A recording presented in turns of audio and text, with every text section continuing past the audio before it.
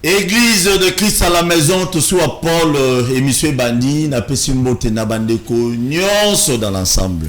Il y a RDC, Nzambazala Bino, quand on parle de la parole de Dieu, quand on parle de la parole de Dieu, comme d'habitude, Zala na Bible, tout soit Paul na soma Bible, Kapona Musala Nzambo, Musala Nzambo, yo soma déjà Bible nanda, comme il a champagne, kozora ba minère, ça va protection. Somba Bible, tanga lulubanzam, c'est ça la vie éternelle. Vie éternelle, les gens la coraté, les gens sont dans livre, sont dans paralate. Faire gol, à tous les boulot en France. La vie éternelle, les gens vont se retrouver dans la Bible. Oh, bah, beaucoup de gens vont t'en avoir. Qu'est bon, qu'est-ce qu'il fait là? Satan ou Yambayo. Ok, qu'on remplit l'île ensemble, et pour souffrir ensemble. Mais nous sommes malades, nous sommes ensemble. Église de Christ à la maison, et bandit. Les autres, nous allons Roger Bakate, nous allons docteur John Kike, l'église de l'époque. Il y aura comme église de l'époque. Bino va te proposer ça va comme église. Ce fait le fait de Vora. Bah comment bangisa? Église de l'époque. Église de Tamakala. Oh Paul Sousso. Oui, église de l'époque. Yesugo mabonzate, oh délivrance était, oh ninité. Église de l'époque. Il y a une histoire beaucoup de zoalelo. Maté ani tokoté amalelo. Destinée prophétique de la République démocratique du Congo. Baye politique est belé, dans l'Assemblée nationale, dans le Sénat, on peut partout. Babé télévision, des fois pour moi, des fois pour Nabaromoko. Et la plupart des politiciens, je l'ai toujours dit dans toutes mes émissions, et ça leur mingi masolo babé tara. So les politiciens ont insisté trop élection, à hauteur d'intérêt naï.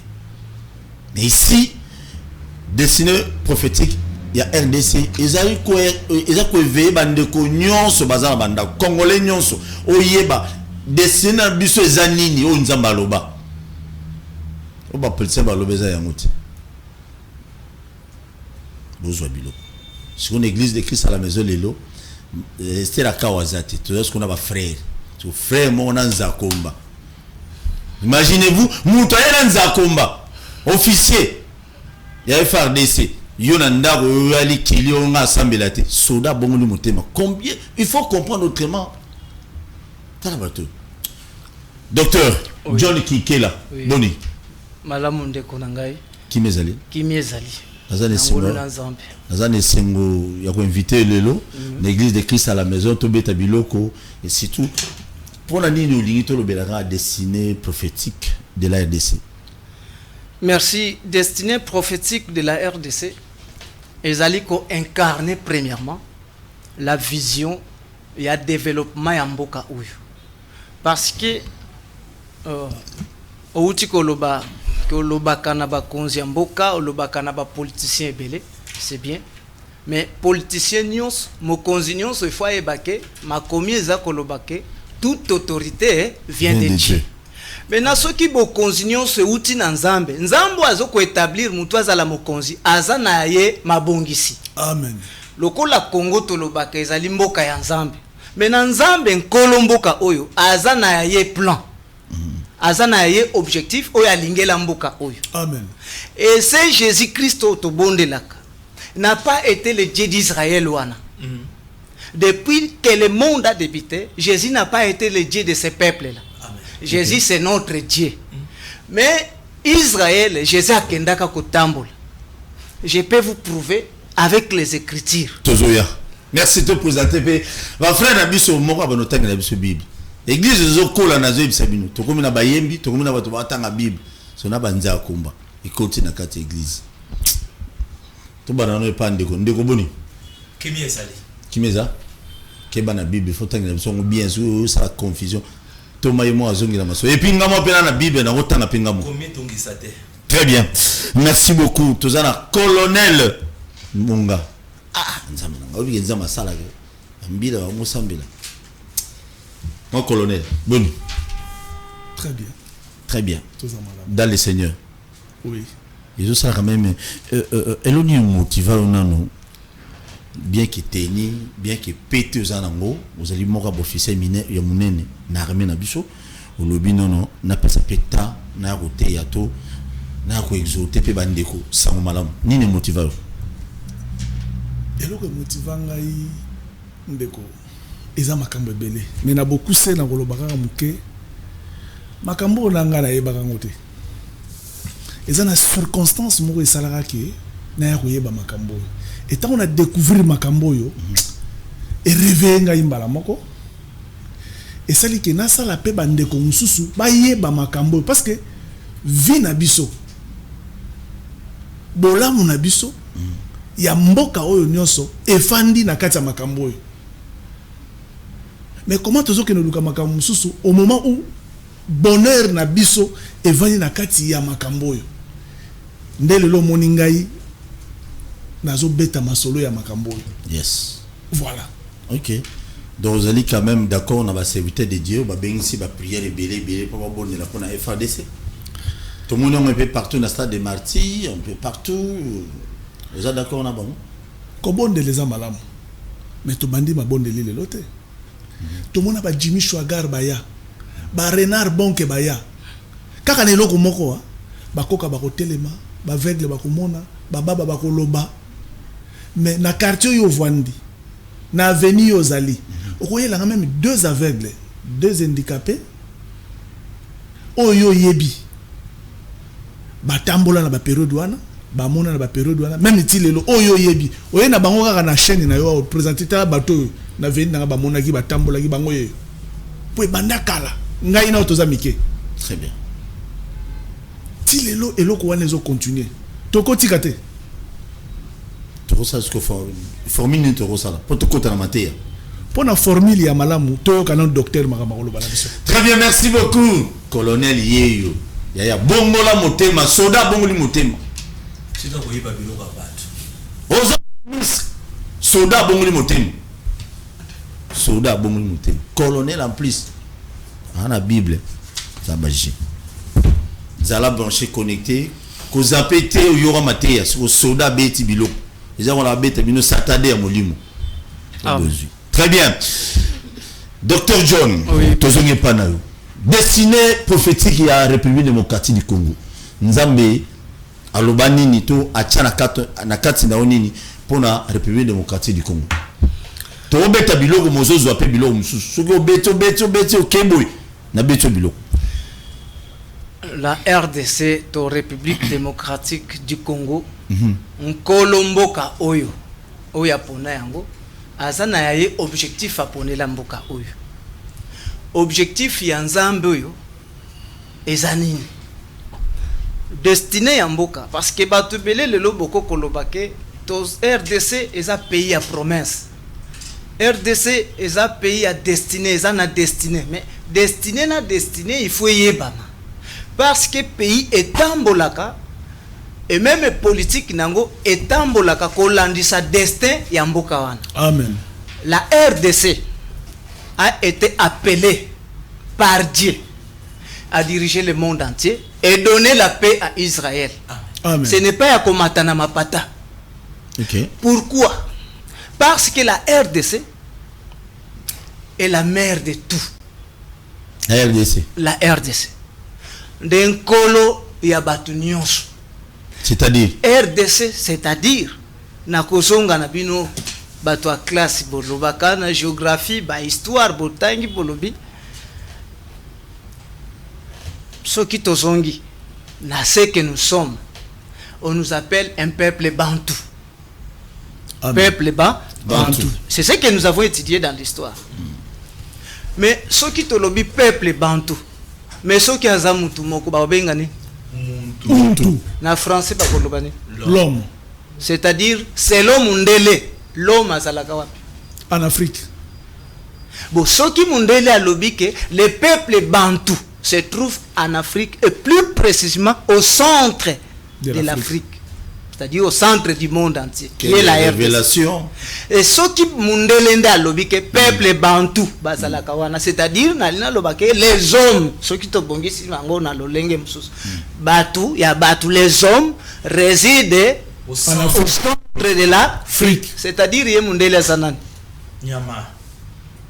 parce que c'est lui qui a parlé. Ceux qui toza batu bongo bango baza banani Banyama. c'est pourquoi mukanda ya nzambe nzambe aza kolobana Esaïe Alors, je mettrai un chemin, un fleuve dans le désert. Je mettrai un fleuve dans le désert pour abreuver mon peuple, mon Élie. Mais les chacals et les autriches, les bêtes des champs se glorifieront. Ils se réjouiront. C'est-à-dire, fleuve ou l'eau par excellence, selon la parole de Dieu, c'est la parole de Dieu. Ce qui tozongi, selon la Bible, l'eau, c'est la parole. Amen. C'est-à-dire, Nzamba kotia mai na RDC, qui est la parole. Et akofungu lanzela na kati ya désert, c'est-à-dire, po batunyo subaya komela mai, baya komelela wapi na RDC. C'est-à-dire, shoki nazongi na lolenge mususu, comme l'eau c'est la parole. C'est-à-dire, Dieu veut que le monde entier vienne dans la RDC pour écouter la parole de Dieu. C'est-à-dire, à part la RDC, selon Dieu, aucune personne, aucune nation n'a droit d'enseigner. Mais, nazozonga na Isaïe 18 na uchikotanga. Alobi, au-delà des fleuves de l'Éthiopie, il y a un pays, une terre où retentit les critiques des armes. Mais nous qui betaka na mabele wana. Mais mabele zawa perbi, et ça au-delà des fleuves, dans un pays qui est entrecoupé des fleuves. Entrecoupé par le fleuve. Entrecoupé par les fleuves. Il y a un peuple et une nation. Maintenant, Zamba Zolo Balubi, vous tous, habitants du monde entier, habitants de la terre selon Dieu c'est Israël. Amen. Nabino mokili mobimba. Écoutez la trompette qui sonne, c'est-à-dire bango nyonso bayoka trompette. Or la trompette c'est une personne, c'est-à-dire mokili mobimba et Israël même, hein, qu'ils écoutent celui qui parle dans la RDC, qui enseigne. Parce que celui qui enseigne dans la RDC, il est la bouche autorisée par Dieu. Qui enseigne la RDC? C'est pourquoi nous avons la destinée prophétique de la RDC. Parce que je ne peux pas directement pointer que celui qui enseigne dans la RDC, c'est le journaliste Paul. Celui qui enseigne, c'est le colonel Mong. Il faut que nous puissions retourner dans les Écritures. Avec les Écritures, je suis à la télé, à la télévision, pour pointer du doigt celui qui doit enseigner à la trompette. Amen. Et que le monde tout entier puisse entendre et comprendre que sans la RDC, il n'y a pas de salut. Amen. Il n'y a pas de salut. Il n'y a pas de salut. Quel salut? Salut, c'est-à-dire, ceux qui n'ont pas le salut, premièrement, bandela na salut éternel. Pour moutoua bika, mokili mobimbe bika, il faut mis na état la RDC. Na longwe wana, na zokota toujours na salut. Pour le bien-être du monde, ils doivent regarder la RDC. Maintenant, mon souhait que la RDC reconnaisse ce qu'il est, la place qu'il occupe par, selon Dieu, dans le monde entier. Parce que c'est la RDC qui doit diriger le monde entier. Amen. Et pourquoi je suis sur Dieu qui change les temps et les circonstances. Je dois aller petit à petit. Quel qu'il en soit, j'ai peu de possibilités, mais je vais arriver. Jusqu'à ce que RDC a comme un naye. Et si nous arrivons, la RDC ne sera plus à cause de la régime présidentiel à comme un royaume, parce qu'il faut azonga na empire zonga o ekokamba monde mobimba. Pourquoi? Parce que à l'époque de Charlemagne, la RDC avait azalaki na empire qui 10 fois plus grand que l'empire de Charlemagne. Et Charlemagne avait peur de cet empire. 10 fois plus grand, empire 10 fois plus fort. 10 fois plus grand et 10 fois plus fort que l'empire de Charlemagne. Alors empire wana babenga ki empire Kempe ou empire Luba. Empire Luba. Voilà. Yes, Luba bazongi lisusu. Empire Kempe ou empire Luba. Je suis sur l'empire. Oui, c'est l'autre. C'est-à-dire, l'empire existaki. Nde ebangisa batu nyonso. Ebangisa même mundele. C'est ce qui a fait que mundele même a privé bakasaye bakozwa bokonzité Pourquoi? Parce que l'homme blanc connaît que il suffit seulement Balouba reconnaître ce qu'ils sont et le peuple congolais derrière ce peuple va dominer Biso Lisusu. Biso ba mindele. Mais Dieu veut remettre cet empire dans la RDC. À quoi remettre bango quand Thomas? Mais Naouti Kokota sur la réponse de prière naba obande kuba posa kingai. Dieu, lorsqu'il veut faire quelque chose, il doit parler et donner des formules pour qu'il revienne. C'est maintenant le temps. Je dis bien, c'est le temps maintenant. Amen. Tozonga na eloko wana, seulement ceux qui te comprendre. Maintenant ceux qui te comprendre, te passe ya RDC et kosilate. Toko kita lisusu pour preuve. Tozalaki naba Belge tozalaki yao. Belge kende zo faire souffrir biso to lingi biso moko. Tozui to kitina Kasavubu. Kasavubu mutu mabida lembe tozo kita. Tozui Mobutu.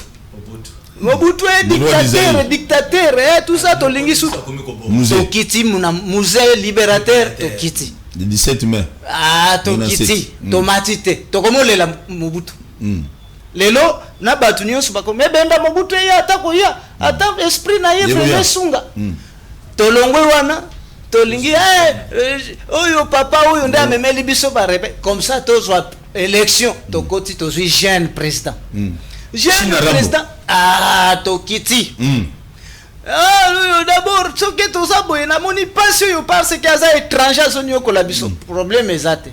To kene na ba élection to kene élection pourquoi? Parce que to lingi de père et de mère to zui de père et de mère to longwe awa to salini to kiti les lobby non de bokomi pressé pour na ba élection Lisusu. pourquoi bokomi pressé na ba élection pour na nini to kiti mingi c'est-à-dire après les élections selon analyse on a saleli tozo mata ou bien tozo kita toko kita na bino lisusu jusqu'à ce que peuple congolais a ko découvrir qu'est-ce que nous avions fait pour que Dieu continue à nous humilier. Parce que selon les Écritures, Nzamba zoloba na déterno malobi na zol tika Israël. Pour qu'il se choisir une autre nation, un autre peuple, pour créer jalousie à Israël. Maintenant, reconnaissez mon bien-aimé. Si aujourd'hui le monde tout entier aime Dieu, azali kose fier na Dieu d'Israël. Israël. Israël a été élevé non pas à cause de la politique mais à cause de son Dieu. Amen. Et Israël a vendu si politique n'a sur sa divinité. Amen. Maintenant le peuple n'y a besoin Nzambe. Israël a lobi bon tant bakoya ko lukaba kota na Nzambe na biso ba dere na Nzambe na biso to ko tendre le boko ça était du temps de Salomon ba roi nyonso tout ba leka tout c'est comme ça que Israël a stabilisé l'économie naie parce que nous avons 4 pieds selon la Bible. 4 pieds. Nous avons premièrement la religion. C'est-à-dire il faut mboka ya Nzambe ça la premièrement na indépendance spirituelle. Amen. Donc la Congo. Ndenge to mboka ya Nzambe Congo, il faut to ça d'abord na indépendance spirituelle. Et là pour mi balé toujours indépendance politique. Et indépendance politique. Ceux qui indépendance spirituelle les athées, indépendance politique les athées. Pour preuve. Comme la RDC n'est pas indépendante spirituellement, même politiquement nous dépendons. Nous ne sommes pas indépendants.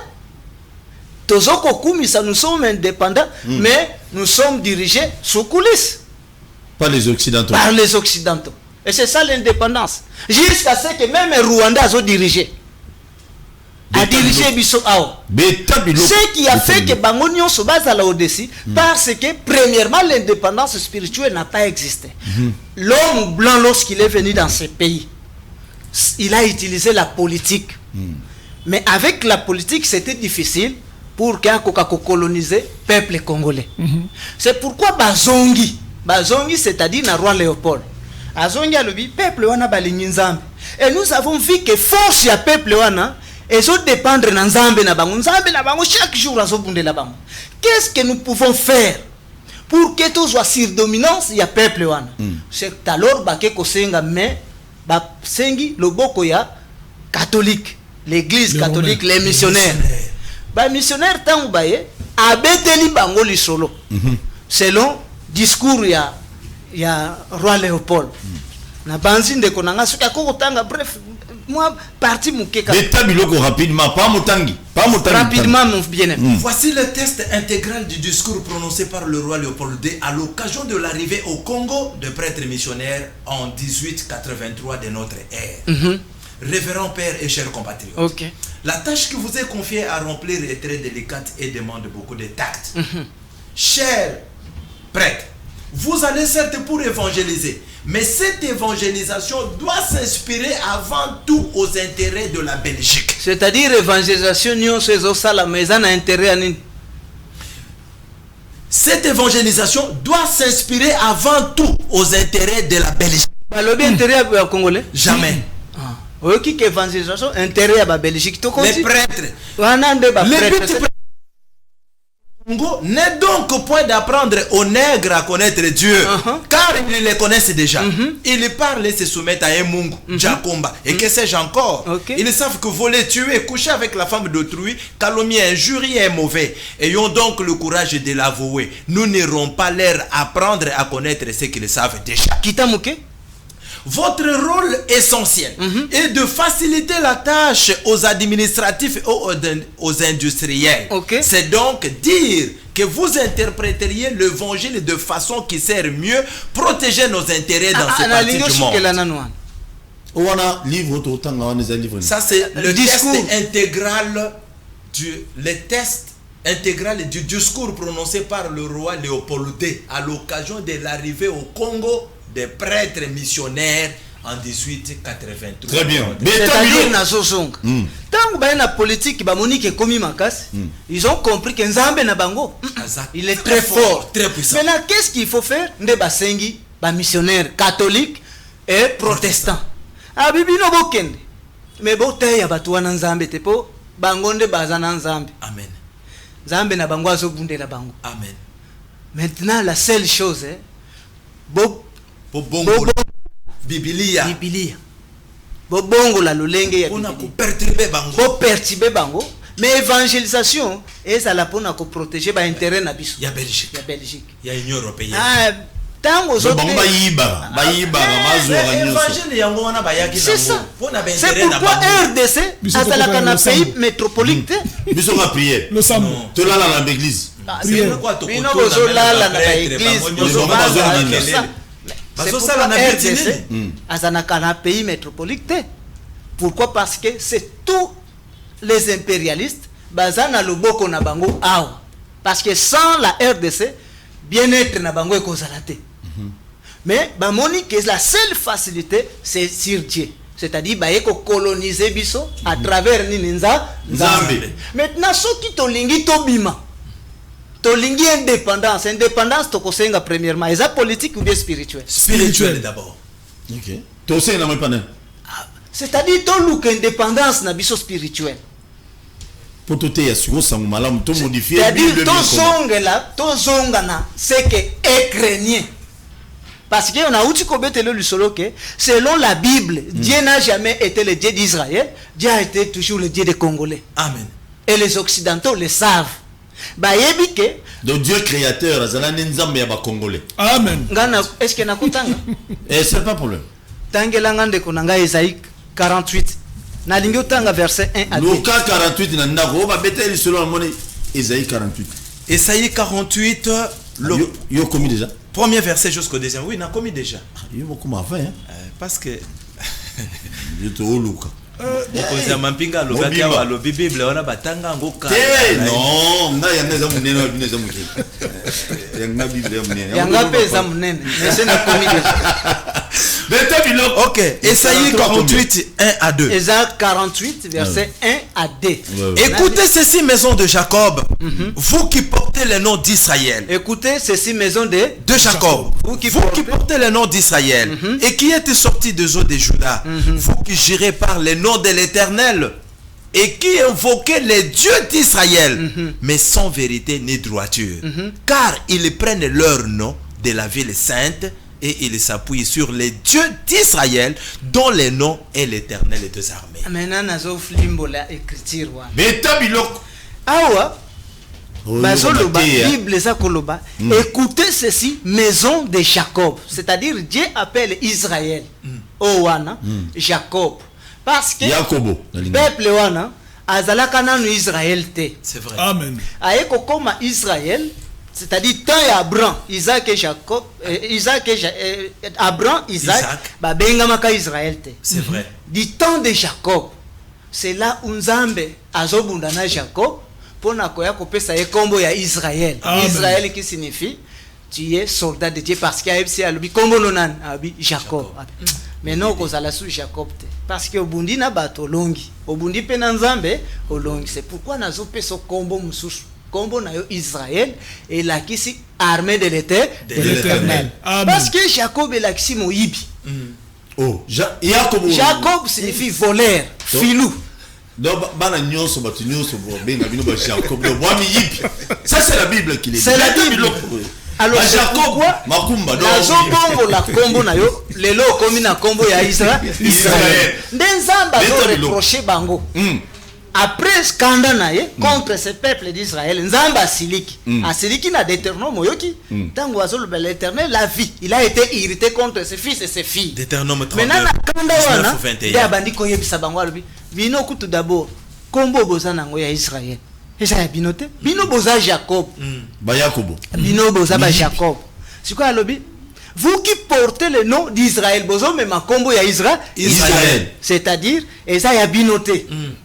Au défi comment au défi. Ah, beau défi. Merci. Alors, qui portait le nom d'Israël et qui est sorti des eaux de Juda et qui girait sur l'Éternel. Mais bino bobimeli na mai ya Yuda. Bozaba Jacob parce que tata na bino kombo na enani Jacob muibi. Maintenant boye ko joa kombo ya bato. Et qui invoquait les dieux d'Israël, mais sans vérité ni droiture. Kombo ya Israël, Nzambe ya Israël, mais à ta droiture rezate. Et qui invoquait les dieux d'Israël sans vérité ni droiture. Bobele li kombo ya Nzambe ya Israël, c'est-à-dire Israël a ça quelque part. Amen. Mais Nzambe ya Israël wana bino bozo bele la ye. Mais bobele la ye pe ata na bosolo, ata bosolo, mais droiture rezate. Chiko Bible soloba car ils prennent leur nom de la ville sainte. C'est-à-dire kombo wana ya Israël, bango bazui yango na ville moko sainte. Nde wapi? Ville sainte wana nde babenga kana kombo ya Israël. C'est-à-dire il y a une ville sainte. Nzamba a prouvé ville wana sainte. Congo de histoire exacte. Alizona. Nazana ville. A trouvé ville. Nzamba lobi ezana ville moko. Ville wana ezali sainte. Mais ville wana nde babengi na kombo ya Israël. Penzamba azalaka ya ville wana Israël. Mais bino lelo bokomi kolale la Nzambe wana. Pe bozui kombo kutu wana ya ville wana. Eza ya bino te. C'est pourquoi maintenant eloko tokoki koluka toyeba ville wana ezali wapi, peuple wana nation wana ezali wapi. Nation wana den kolo Nzambe na ye. Amen. Den kolo kombo Israël. Den kolo pe kombo Israël. Soki tozongi na Ézéchiel okoyoka 36 na verset 8 kino 12 nga na kotanga te na pesi bango bakotanga. Nanda quoi? Ah voilà. Ézéchiel chapitre 36. 36 verset 8 à 12. OK. Ézéchiel a solo banini. Alors vous montants d'Israël, vous porterez vos rameaux pour mon peuple Israël. C'est-à-dire bino boza montagne Israël. Mais boko bota rameau kaka soki peuple nanga Israël wana asungi bino. C'est-à-dire son peuple nanga Israël wana asungi bino te moyebo porter rameau. Exact. Vous comprenez que kombo bazana yango eza ya bangote. Amen. Il y a un peuple quelque part o azali maître ya kombo na yoana. Amen. O babengi Israël. Ce n'est pas leur nom. Maintenant kombo wana baza koyebela yango eza na ville moko sainte, c'est-à-dire batwana soki bazolo ba mutu wana za saint azana masumu Te. c'est-à-dire mutu wana za bope Bopeto. siko toluka toyeba Kin bopeto te mais bopeto ya ah nzambe. bopeto wana Malam kuta bobila wajembe o kin bopeto te. Oh manzambe. eza ya kin bopeto Beta biloko. wana eza bopeto Ça n'a rien à voir na na kati ya mutu wana c'est-à-dire peuple wana baza saint OK. baza na masumu te soki tozongi selon Pierre Beto. tokende kozonga na Pierre parce que nalingi te babambanga mabanga baya koloba et surtout Ya bapapa somba Bible.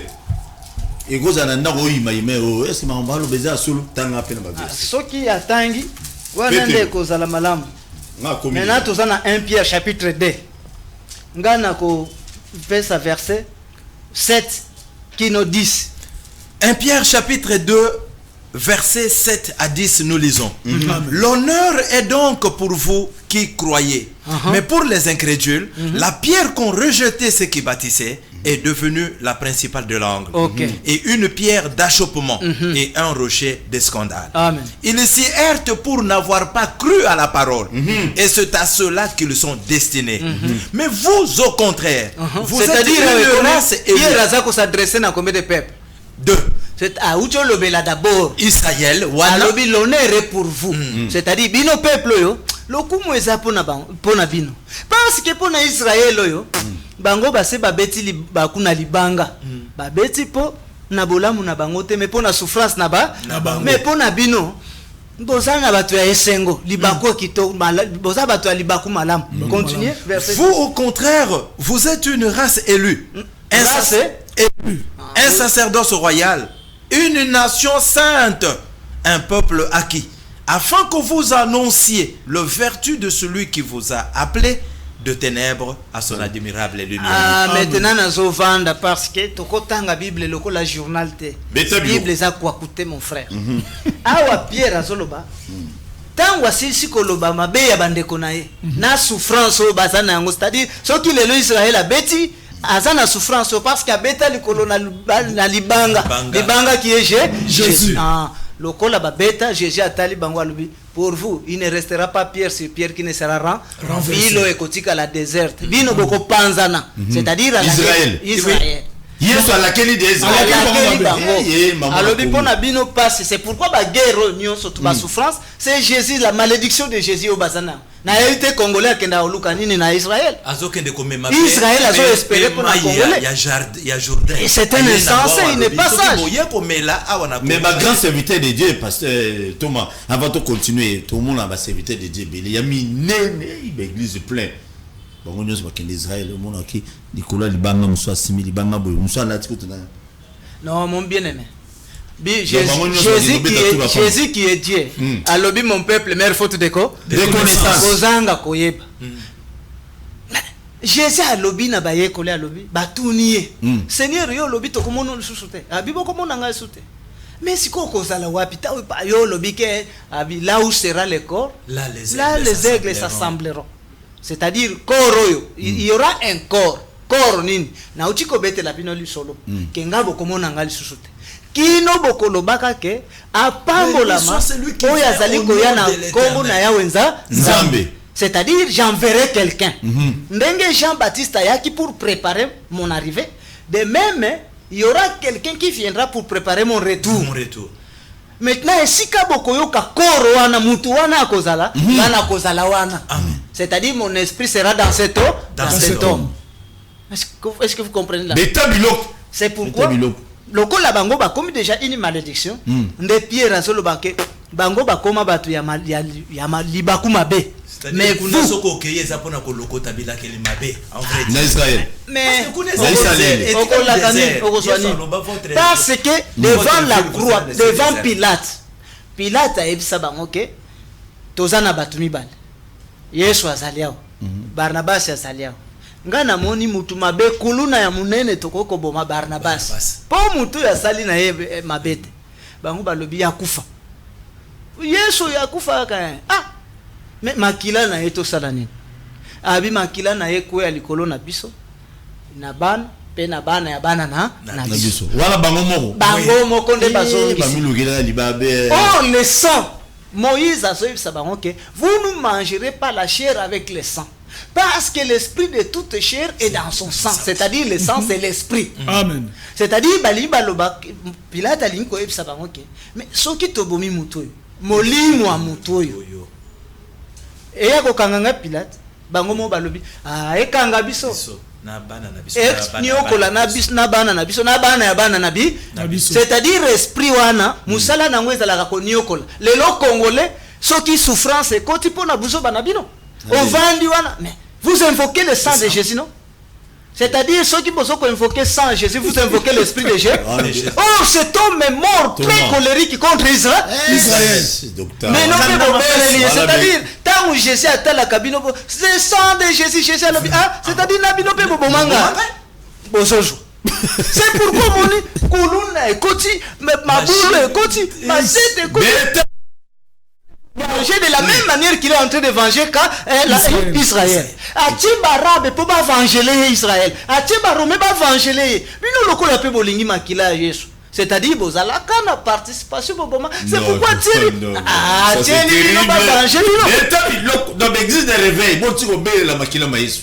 Oh makila maïs. Ngana kobele la maki. Mutu ana kufa sekate. Yesu. Il est mort très colérique. Et tango mutunios, mais bibliquement parlant, tango mutunios ya kufaka, et loko alibosho yelaka, et c'est la vengeance. Nani abominga. Ngana kukai kosala mikolo abomo inanga, ngana kazi la projet nanga. Qui a fait ça? Maintenant il doit venger celui qui l'a tué. C'est-à-dire ceux qui binopé pour participer qui, c'est pourquoi boyeb sagaye que papa kotika kaka Israël te ko venger kaka Israël te biso fait to zaliao participe ka yaka ko venger biso. C'est pourquoi ceux ngana koki ko bele la mutuana te parce qu'il akufa na kanda makasi. Makila ya mutuana. Mais azanzambe na biso. Na Paul Azolobake, il est devenu votre Dieu. Maintenant, il faut bojonga boyeba. Tani ni akomi nzambe na bino. Quand? Ah voilà, c'est pourquoi nous avons la destinée prophétique. Quand est-ce qu'il est devenu votre Dieu? Vous devez l'invoquer quand? Parce que même ndeko prière question à ton est-ce que tokoki ko bonde la tête? La RDC n'a plus un temps de prier parce que selon sa promesse na Sophonie pour nazo songawa na Sophonie chapitre 3 verset Sophonie. 9 Sophonie. Ils appellent la Bible. Oui, oui, ils en la Bible. Sophonie chapitre 3. Sophonie. Sophonie chapitre 3 verset. Dans l'Ancien Testament.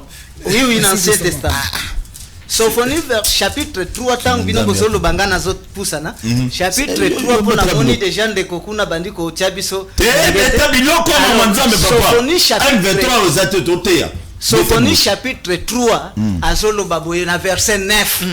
Alors de l'œuvre pure, afin qu'ils invoquent tous les noms de l'Éternel pour les servir d'un commun accord. D'au-delà des fleuves de l'Éthiopie, mes adorateurs, mes dispersés, m'apporteront des offrandes. C'est-à-dire, adorateurs à Jésus. C'est pas ça ma référence dans le monde côté non, c'est pas vrai. C'est-à-dire, c'est ma référence yo qui ma montagne. C'est-à-dire, vrais adorateurs à Jésus. Bazalaka au-delà des fleuves de l'Éthiopie. Par de fleuves. Et si ka payé ça entrecoupé par des fleuves, si ka vrai adorateur bazali, bazolo baboye. Alors je donnerai au peuple des lèvres pures, afin qu'ils invoquent tous le nom de l'Éternel d'un commun accord. Nazo vande la wan. Qu'ils invoquent. C'est-à-dire congolais a bengami na ko prier. Amen. A bengami na invocation. Amen. Ba invoquer éternel. Nazo ya pourquoi il faut invoquer. Maintenant pour ba invoquer makila maye souté mais invoquer pas makila. Mais ba invoquer éternel. Makila te. Mais ba invoquer quand invoquer c'est-à-dire l'invocation nazo ya pour natal cette invocation comment ça doit se faire? L'invocation et la prière c'est différent. Na invocation maintenant je donnerai au peuple des lèvres, c'est-à-dire il y aura quelqu'un au nzamba kotinda mutu wana soki aye yende mutu ako sanctifier miknoko ya ba congolais pour ba congolais na bomoko, c'est-à-dire dans l'unité. L'unité ce n'est pas ce qu'ils ont fait au stade. Non. Wana za ekimisme. diabolique, l'unité satanique. tozonga na Paul alobi la nature elle-même ne vous enseigne pas. Tozalaki na Zaïre. Na l'ère ya Zaïre, balobi que les Zaïre étaient unifiés par le président Mobutu. Pourquoi? Parce que tozalaki na papa bo moko, mama bo moko, mokonzi bo moko, ekolo bo moko, parti politique bo moko. Nous ba parti politique est comme ebele et comme awa toza sous na problème ya ko la temboke bonga meto comme na ba intérêt personnel. Démocratie. La démon bino mo bengi yango démon, c'est-à-dire les na démon na kati. Azo troubler bino. Vous voyez? La RDC devait avoir quelqu'un qui viendra à sanctifier Minoko ya Batunyon, c'est-à-dire les gens sont autour de cet homme. Amen. Où sera le corps autour de cet homme, un seul homme. Moutouananan, c'est celui que Esaïe appelle la trompette. Amen. Qui doit rassembler Batunyon. Tant qu'on sangisa Batunyon, maintenant, le corps la Moutouana, il est l'incarnation de Jésus. Très haut. Jésus qui était mort, esprit na ye kovanda wana na kati ya mutu wana ndesi ko alobi na bino bon awa bo invoquer kombo ya bo invoquer mutu wana, il est ici présent. Donc après c'est une formule. Après c'est bino formule maintenant à ko invoquer. Toza na Congo. Congo c'est un pays que j'aime beaucoup parce que toza mutu nyonso uti na village. Ata to twandi na Kinshasa mais to uti na Bambo. Ah oui. Na village na biso bokoto. Na Bambo kesika to uti ya des chefs coutumiers. Ba chef coutumier na banzi ceux qui ba kolandanga ba ko comprendre ce que je vais dire. Est-ce que mon colonel yo pour ta village? Bon, on a botami na Kinshasa. Ah, mon Dieu. Mais ba para mon colonel ba uta moi un peu dans village. Ba boti ba uta. Ya ta ya botami mais ba boti ba uta. Mais ta biloko, maintenant ba toza na ba chef coutumier. Un chef coutumier, un vrai chef coutumier simba ka kisite. Parce qu'il y a déjà na ba kisi na ye. Kisi c'est quoi? Kisi c'est ma kassate. Kisi, ce qui fait la force ya Kisi, c'est l'esprit qui est derrière ma kassawana. C'est-à-dire bazui esprit oy, bazui esprit oy, bazui esprit oy, basangisi ba esprit wana. Ba pesi yango mission, c'est ce qu'on appelle Kisi. Maintenant un chef coutumier azana besoin biloko wana te. Parce qu'il y a quelqu'un oya banda province wana. Mutu wana yeba kiti na vandela na province wana ou na mabele wana. Tango alingia kufa il faut pas succéder. Oya kwa ko succéder, il faut batikele maloba. Maintenant tango na mboka makambo zo tambola te, biloko zo bota te, batu basoko kufa makambo ekomi ebele. Qu'est-ce qu'ils vont faire? Malade ekoti. Sikoyo mboka mobimbe ko ya ko sangana autour de celui qui est resté. Na kopé sandakisa. Lelo tozana Jean-Claude akufi. Na mboka. Maintenant balingi ba établir Jean mutu musu soit diriger mboka. Bache nani ba diriger tata colonel bacha ya ta diriger na cha lokola nani DG Paul a dirigé mboka comme chef coutumier. Maintenant tant bozana a besoin ya ko senga secours bobenga parce que celui qui est mort est devenu esprit, c'est-à-dire il est devenu Dieu, un Dieu qui connaît pourquoi vanda wana pe ayebi secret ya mabele wana nyonso. Maintenant il faut bon invoquer pour botuna yeme tango yo zalaki yao mabele yo nzale zalaki te biloko ezalaki koka ka boyete malade ezalaki mais lelo biso to komi boy peut-être que to bunginzela. Qu'est-ce que nous pouvons faire pour que to bimana passion? Lorsque le village dans la totalité ko jwa mokano wana bango bakoko fuka mateo afuka mina kwena ye Koko André bando kufa nzale kota o wana susu na ndaku na ye Koko André bando kufa passé kuna pe susu na ndenge to sala kana gambela Koko André banda non il y a quelqu'un qu'on a laissé à qui on a laissé la formule batikela maloba maloba nde bazozonga autour il y a DG Paul Joshua babi bon mboke sana sécheresse to yebi ke mutu batikela maloba ezayo tala pas chez Ali, tala pas chez Ali. Okotika kaka biso boy. Nde yo pesi bango condition. Bon, na lingi na benga mutu wana po pesa biso secourir biso. Na ma passe nyonso tozana.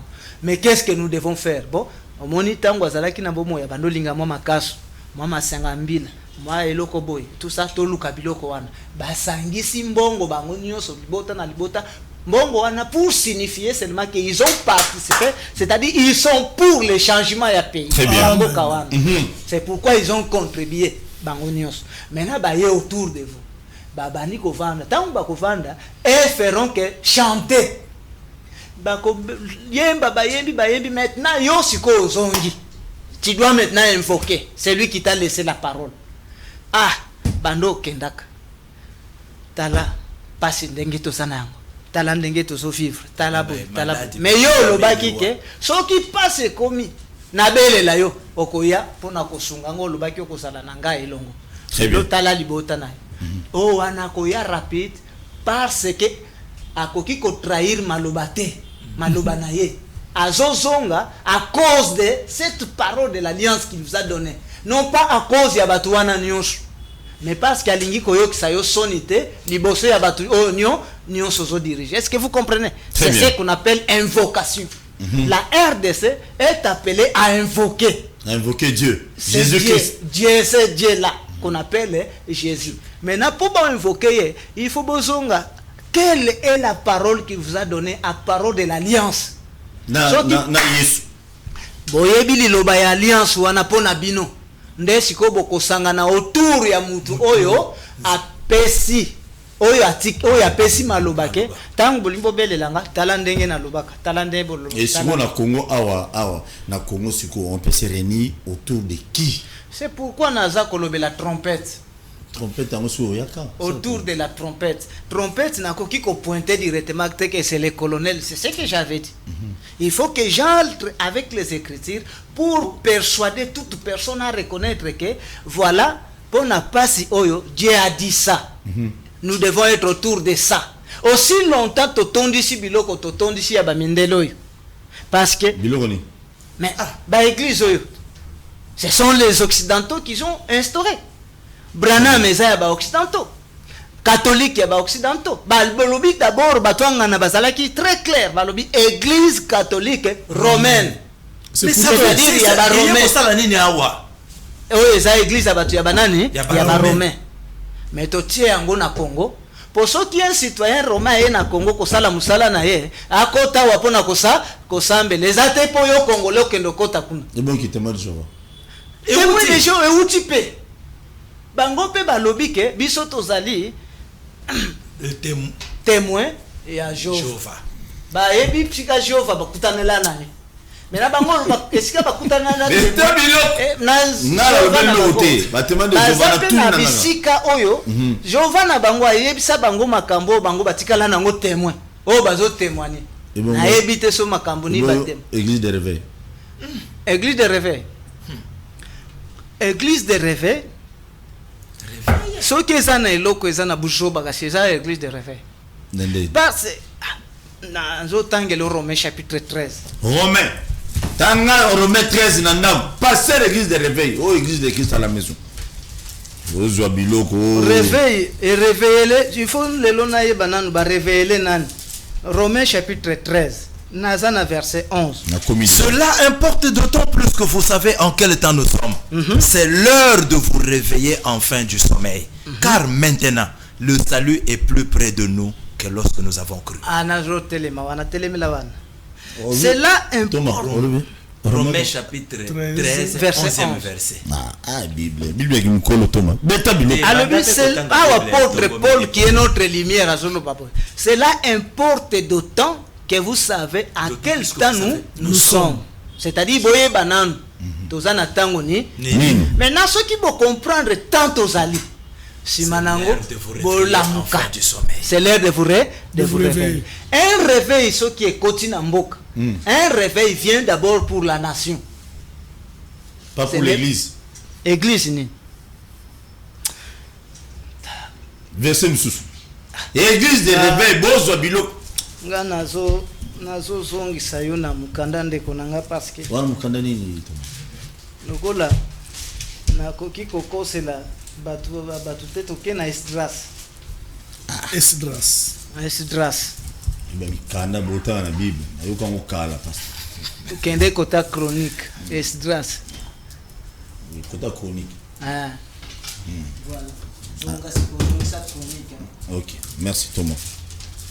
Fubino botanga pe na otanga. Yé niveau otanga la mouchocho on a bien été. Chronique. Esdras. Tozal pardon na Esdras, c'est-à-dire na suka ya deux chroniques. Mukanda we sangani entre deux chroniques. Bon yotanga Portugal na ngata. Ngana Luka. Verset 1.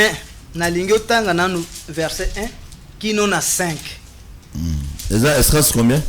Chapitre 1 verset 1 à 5. La première année de Cyrus, roi des Perses, afin que s'accomplisse la parole de l'Éternel prononcée par la bouche de Jérémie. L'Éternel réveilla l'esprit de Cyrus, roi de Perse. A réveillé l'esprit de Cyrus, roi de Perse, qui fit faire de vive voix et par écrit cette publication dans tout son royaume. Ainsi parle Cyrus, roi des Perses. L'Éternel, le Dieu des cieux, m'a donné tout le royaume de la terre, et il m'a commandé de lui bâtir une maison à Jérusalem en Juda. Qui d'entre vous est de son peuple? Que son Dieu soit avec lui, et qu'il monte à Jérusalem en Juda et bâtisse la maison de l'Éternel et le Dieu d'Israël. C'est le Dieu qui est à Jérusalem. Dans tous les lieux où séjournent de reste du peuple de l'Éternel, les gens du lieu leur donneront de l'argent, de l'or, des effets et du bétail, avec des offrandes volontaires pour la maison de Dieu qui est à Jérusalem. Le chef de famille de Juda et de Benjamin, le sacrificateur et le levite, tous ceux dont Dieu réveilla l'esprit, se levèrent pour aller bâtir la maison de l'Éternel à Jérusalem. Pour aller bâtir la maison de l'Éternel.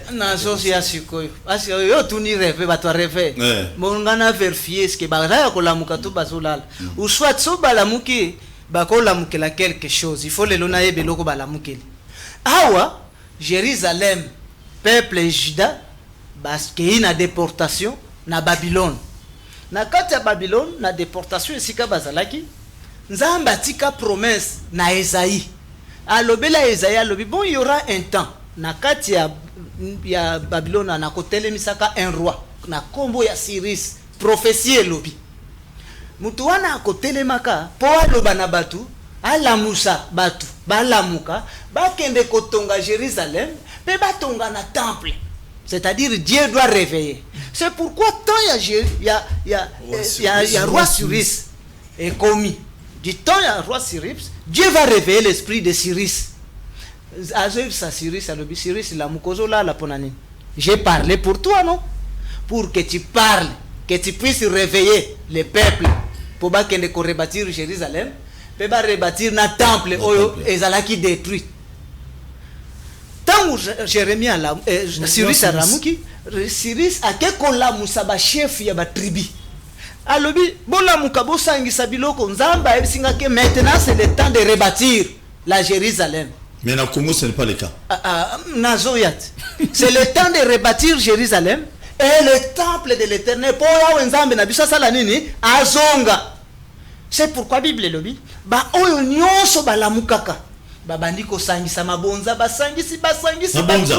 Basangisi ba trésor, basangisi ba offrande, basangisi ba offrande nyonso. Ti ba kenango na trésor public ya mboka. Po batonga na ngombo mboka. Na trésor public. J'ai dit trésor public ya mboka. Po batonga ville ya je. Na kesa pasteur. Awa Bible zolobake bango nyonso balamukaka basangisi mabonza bake kopesa yango po barebatire ndako ya nzambe na ville ezalaki détruite. C'est-à-dire Dieu les a réveillés pour rebâtir la Jérusalem et le temple. Amen. Ce qui les Congolais a réveillé, la promesse est là.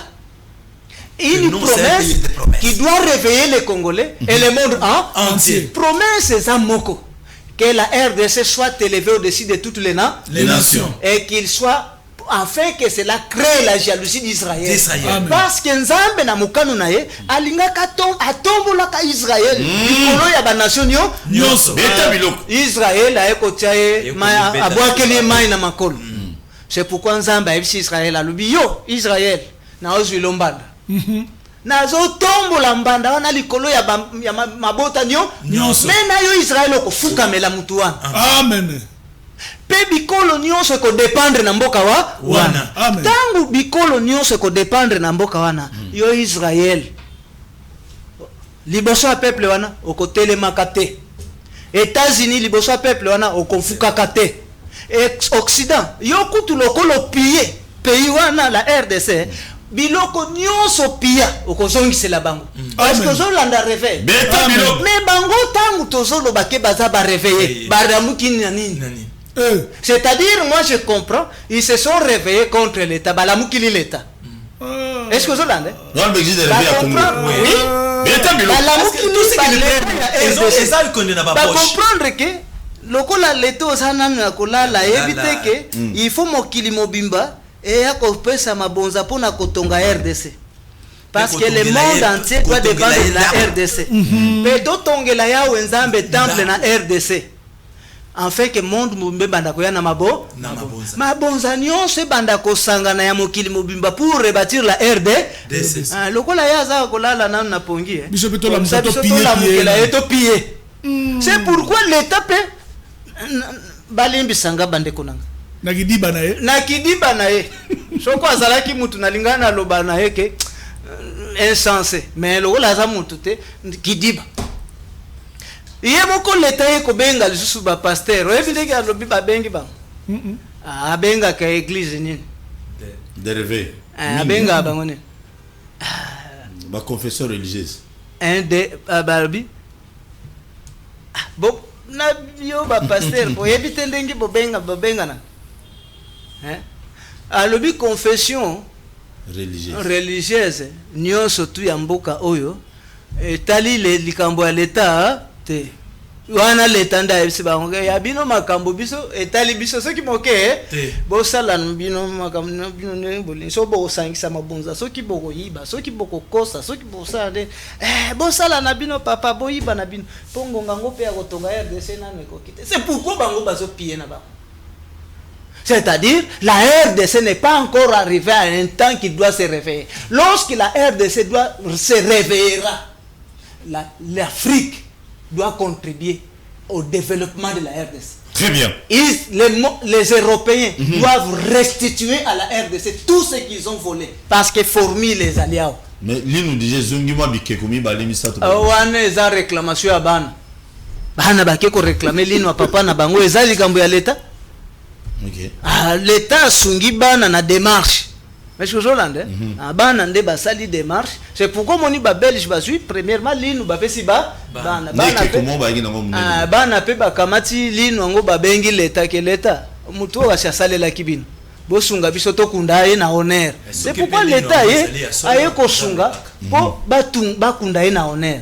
Mais il y aura un temps où l'église tangu réveille kobanda ba église nyonso ekozalate parce qu'il y aura l'église nyonso minene sanga nyonso ekozalate la première église qui va quitter la RDC mukolo réveille so banda signe liboso ko yebela ke réveille continue Congo et première église ko quitter Congo c'est catholique et protestant. Ils vont fermer leurs bagages ba ke mukolo wana yebaka déjà que de réveiller bandi signe na pesio. Très bien. Merci beaucoup. Non, moi je suis très content. Il faut tout. Au moni, tout cas. Si vous passez battre ami ma bonza, au kinepoto, miracle, au pambolama. Là aussi, ils ne sont pas dans les bons. Na banzi na Esaïe tangelanga ka Esaïe muke poto sukela wa. Yo lingi Esaïe mingi na docteur. Esaïe 29. Esaïe chapitre 29 13-14. Le Seigneur dit, quand ce peuple s'approche de moi, il m'honore de la bouche et des lèvres, mais son cœur est éloigné de moi.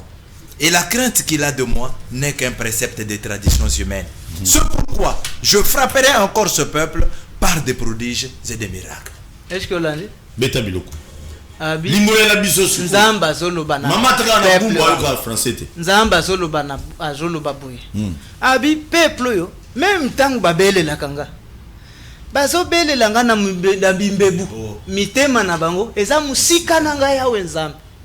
C'est pourquoi na eloko wana ngape na kotika bango te. nakobeta bango fimbu. Je frapperai ce peuple. C'est-à-dire nakosala nini? Nakobeta Nakobeta bango fimbu. Barozwa biloko. Maintenant, fimbu eza nini alobi? Na miracle, na prodige. C'est-à-dire fimbu nzambe azobeta eza miracle. Na kosopela bango miracle.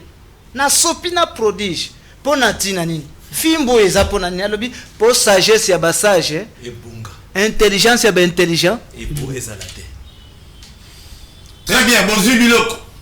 Na bonzi zate. Oh non, église wana MPC za wana tinda. Non. Selon la Bible, balobi j'offrirai au son de la trompette. C'est-à-dire tant que trompette est sonnée, l'homme n'a pas le droit d'offrir dans la RDC. Mais c'est le moment où la trompette commence à sonner. Elle vient de commencer maintenant, la trompette. Très bien. On peut offrir. Je suis très content. Na sepeli makas, vous savez, tana na yoga mamanza mais pas batu ba maîtrisant bien kolekanga et ça la bien. Yo nanda ko sala konde. Lelo ke église té, olobi église de Christ à la maison to bano changer batay même monter à royer la biso mambo non, un peu ça non ici ça ne passe pas. Ça ne passera pas avec moi. As la trompette est sonnée. Ngaye les gars. Ah wa to té à sang malam ofélé. Yo politicien, yo kama mbalobia. Docteur John Alobi bango bébé. Politicien yo kangini. Ozela lobo signer document mo boya. Mais là on soutenir yango.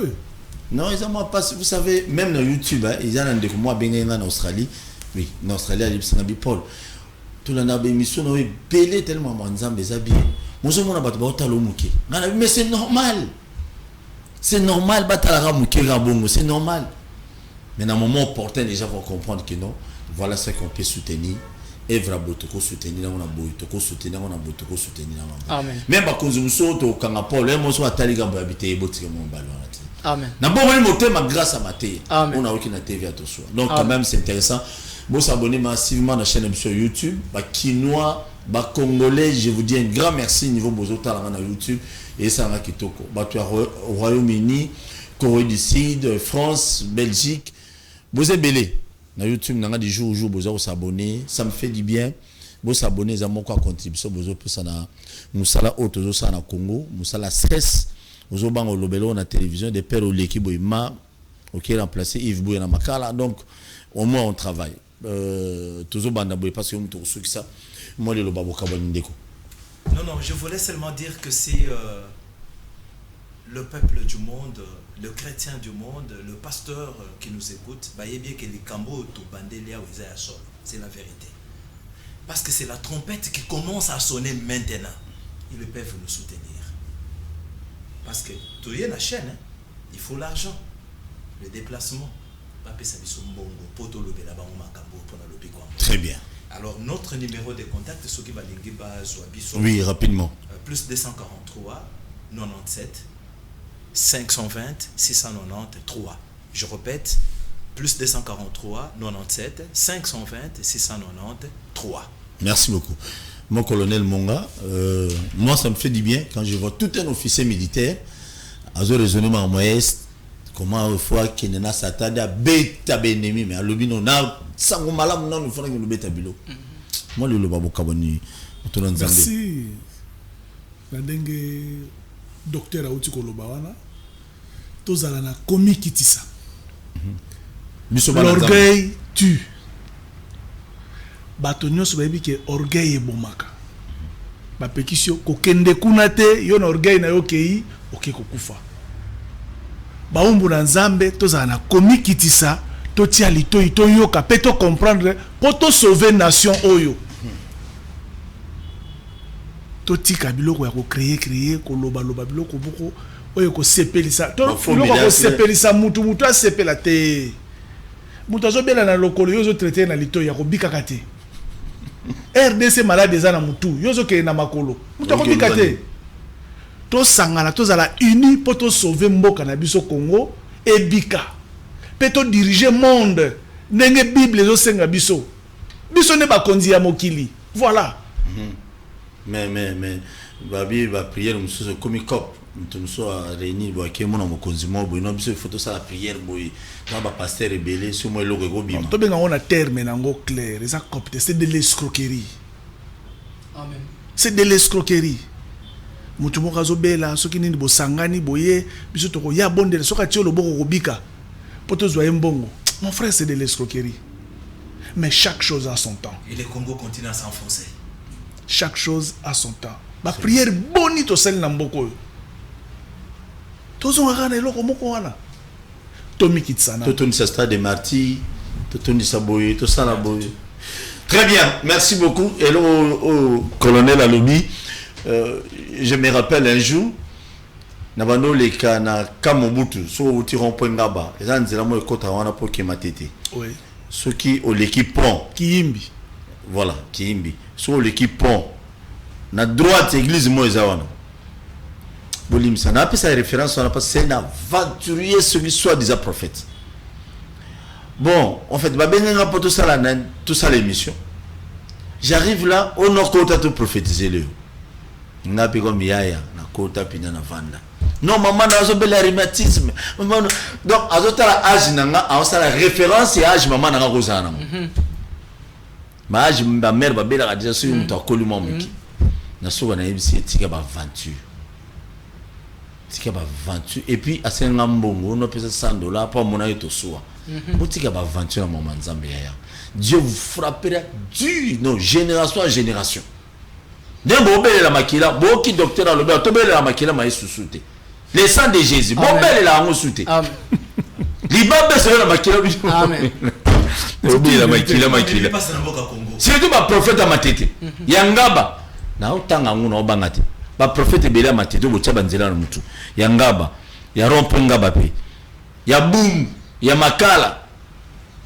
Ba professeur le kuta. Non, ba grand prophète alimité au Bossan. Habilité o alimentaire na bafunda mingi so lobika bouma o papa nataki motote na lobile très bien botika babi bobe ngana obe ngana eloko na kangi lelo to bela so makila mayesu te so ko beleli makila mayesu o bi beleli babe na génération na yo na yesu na sengyo pardon na TV yesu na sengyo pardon so na bela makila no pardon na bimi na kopa makila no pardon na bimi papa. Merci premièrement na ndenge ya bibiso na émission na yo to zana esengo plus. Je crois que le dernier mot on a copé ça lelo pona lelo ah le dernier mot boké oui landa yesu pas on doit posa nona na lobby dernier mot pona lelo voilà na koki copé ça et qu'il y a beaucoup de choses qu'on peut parler, c'est bien, mais makamonion so eluka kami solo. Lelo média oyo et sali sibiso toko kakoloba. Mais pourquoi pas bakoko soutenir pe média oyo de sorte que ekoka ko atteindre monde parce que le monde dans la totalité a besoin de ces messages que nous sommes en train de. Voilà, c'est le soutien plus onakoko senga. Ne soutenez pas le PDG, mais soutenez ces médias pour namokili mobimba et kokape kobika. Voilà ce que je peux dire. Merci beaucoup. Vous soutenir Moussa Nzamba lobi no za na moni boy. Ya passé moi terre na chaîne ngao. Aganga mingi. On dit na longola. Aganga mingi. Ba de belé ba ibisinga ba bi fo longola ye. O za média mo crédible. Aganga trop donc. Pasteur sozo la na ndako changer. Ate ya raté ezara o ya lobi na moni boy na non. Ça na lobby yango. Merci. Vous abonnez massivement à la chaîne sur YouTube Église de Christ à la maison Alléluia Sili. Je crois que kuta na susu na Dr John na équipe ne mobimba ndeto yambaka batu mususu. Awa bino batu benga na yambaka les hommes de Dieu que je sens en eux, il y a la crédibilité de Dieu. Nako yama mutu mo ba aventure mo ba tshenzela na mutu ba professeur kuta na maîtrise de banza mete. Parce qu'il y en a d'autres, mana 5 versets mo ba kanga. So meme na terrain mususu akufi. Non, il y a monde ni papa na to yela ngambonga to futi atayumo te tous assuré ngama wanzama na saba jete aba ibisinga leona bela makina yesu te na sengi de yesu pardon na obela so makila noté. Merci. Tokutani prochainement. Merci beaucoup. Merci. Congo to telema to lobela mboka wele to suwa babimisa na poasa ba député to votaki bazo sala rien bazo